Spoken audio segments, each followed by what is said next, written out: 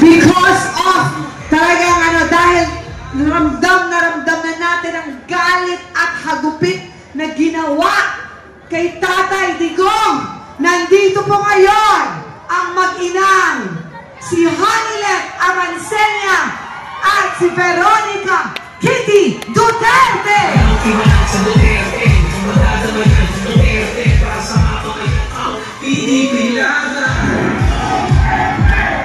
Duterte! Duterte! Duterte! Duterte! Duterte! Magandang gabi ho sa inyong lahat. Magandang gabi, ma'am. Kumusta ho kayo? Okay lang po.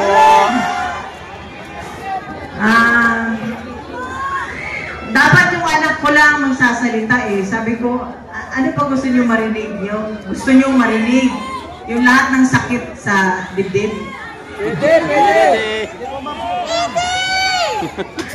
Brothers! Yung anak ko, baby pa sana, pero napilitan mag-mature. Dahil sa nangyari, hindi naman ho natin may pagkait yan kung anong nangyari. Pero ito ho talaga, sana ho tayo Pilipino, isa-isip, magtanda na tayo. Kung gusto lang ako lumuhod, umiyak dito, magtanda na tayo. Pumili na tayo ng mga taong matino, matapat, at yung magsisilbi sa bayan, hindi pagsigsilbihan ang sarili. So, nung nasa loob kami, binisita namin ang papa niya, binili niya talaga. Binili niya talaga, uulitin ulit ito ni Veronica, binili niya, suportahan niyo ang Duterte. Kung hindi, kalimutan niyo na lang daw siya. So, yung lahat ng mga sumusuporta, miski sa bahay namin, sa Davao, sa ibang bansa, nakikita ko, suporta ninyo. Maraming salamat. Alam niyo ba doon sa Netherlands, iba't iba ang tao na galing sa iba't ibang panig ng bansa. Meron pang taga-Pilipinas na pumunta na nakausap ko. Sabi ko, taga Quezon City sila. Dahil alam mo bakit? Natatakot na rin sila sa kanilang seguridad. Kung noong una, di ba, mahal ni Pangulong Presidente ang bawat Pilipino, gusto niya maging masaya, safe, ligtas, nakakauwi ng bahay. Walang nangyayaring masama. Sana ho, suportahan ninyo ang mga kandidato ni Pangulong Presidente Duterte, Presidente Duterte, Rodrigo Duterte, 10. Nakikiusap po ako at yung sa mga darating na mga araw, maging mapagmatsyag po tayo lalo na sa araw ng eleksyon. Tulungan ho natin ang bansa, tulungan natin ang susunod na henerasyon. Wala na hong natira sa atin. Di ba naalala nyo nung naging siya ang presidente? Naalala ko, naging OFW ako eh. Lahat ng mga Pilipino na sa abroad, proud na proud maging Pilipino. Pero ano ho ngayon ang nangyari?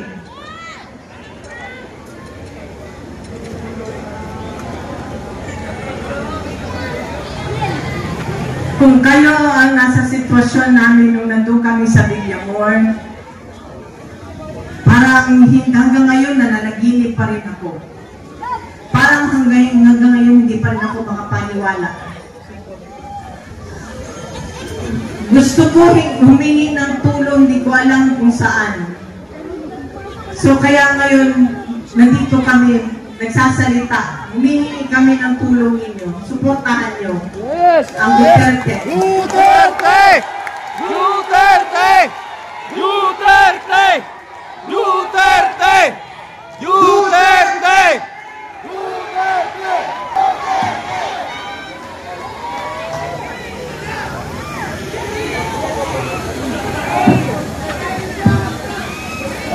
Your mic, please.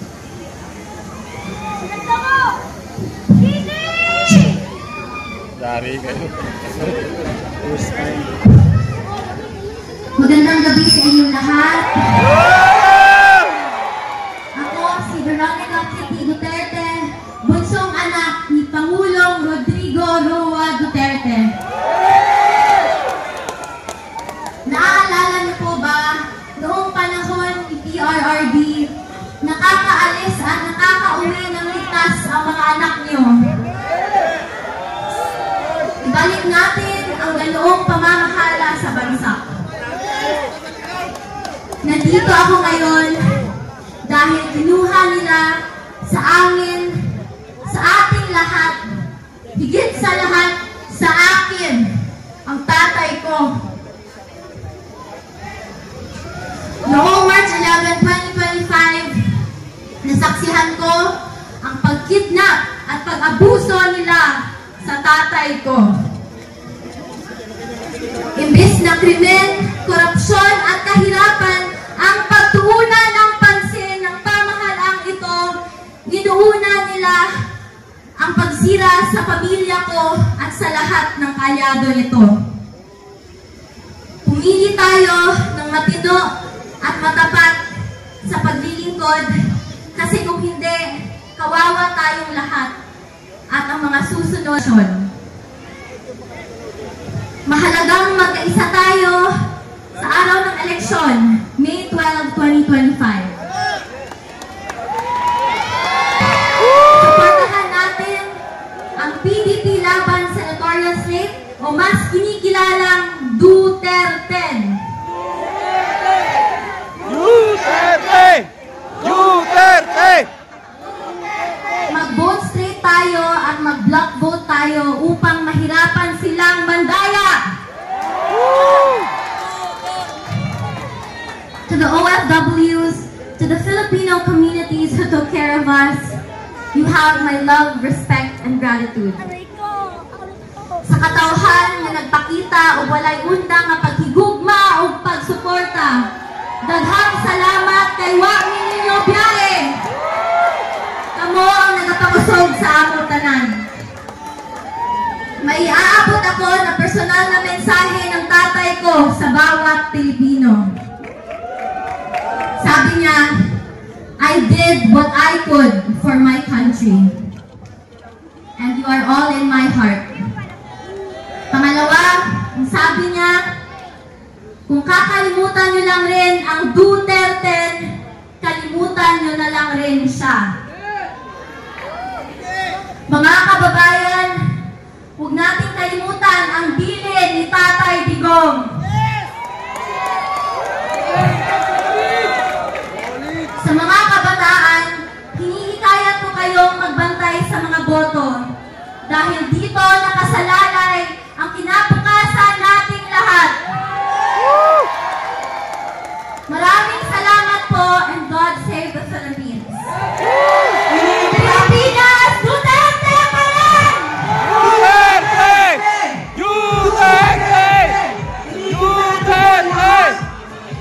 Ang Team Suntay, pinangungunahan ni Congressman Bong Suntay at ang kanyang pamangkin na si Migs Suntay, Attorney Migs Suntay at si Kiko Del Mundo, kasama ang Duterte candidates, Senator Rodante Marcoleta, Senator Raul Lambino, Senator Philip Salvador, and representing Senator Pastor Kibuloy, Attorney Boca Torreon, together with Senator J.B. Hinlock, Honeylet Avancenia, and Kitty Duterte.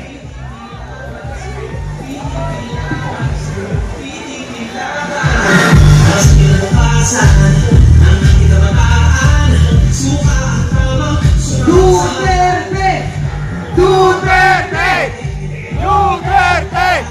Duterte! Sabay-sabay natin kantahin. Kung pwede nyo buksan ang inyong mga flashlight, buksan po ninyo.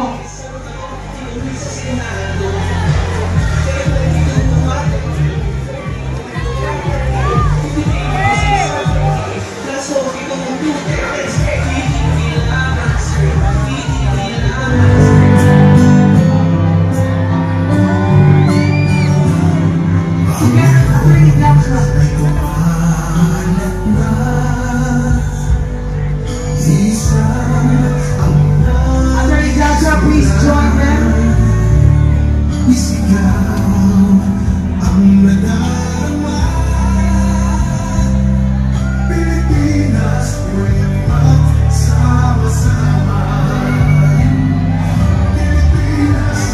Duterte pa rin ang tunay na nagmamahal sa atin. Laban yan ay laban natin. Sing with us, Pilipinas, Duterte pa rin. Duterte pa rin.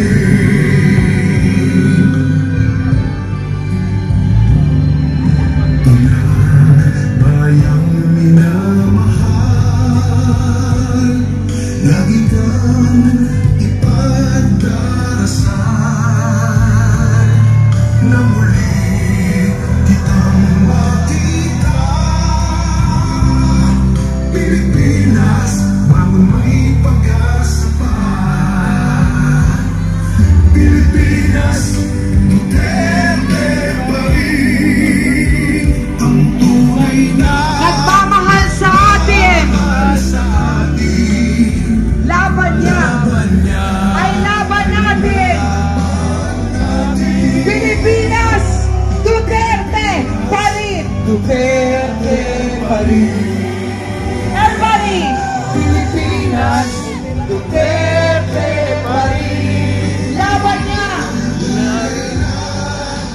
Mamahal sa atin. Laban niya ay laban natin. Everybody sing, Pilipinas. Duterte pa rin.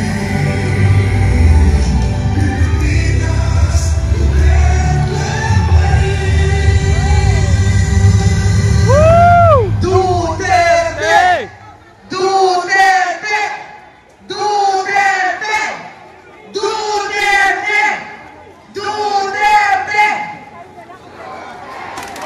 Pakinggan po natin sila, Kitty Duterte, mag-block vote po tayo. Ito po ay para sa Pilipinas. Pilipinas! Pilipinas! Pilipinas! Maraming salamat sa ating mga senador. Maraming salamat, Congressman Bong Suntay, for hosting this rally. Maraming salamat.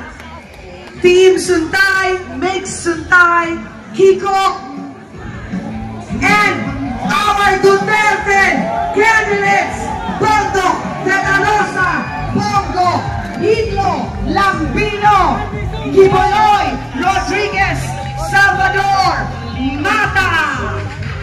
Tumantuloy na Duterte, Pilipinas unahin. Ang isang may asim, kumanta kayo sa amin. Pondo, Block voting po tayo. Congressman Bong Suntay. Ano ngayon ang pipiliin ninyo? Yung walang laban o PDP naman? Pero kailangan magkaintindihan po tayo. Gusto ko po salitaan natin. Parang salita sa Bungero. Gamitin ko na po yun. Ayaw ko po na i-promote ang sabong sa magandang ko. Pero meron isang mabuting katangian sa Bungero, kaya mo na po sinasabi. Meron siyang ugali na dapat ito ang taglayin ng isang kandidato na gusto magsilbi sa inyo.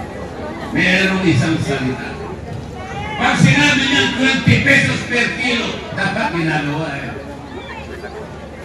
Pag sinabi nila, magtatayo ako ng pabahay, 1 million na pabahay sa loob ng isang taon. May nangyari ba?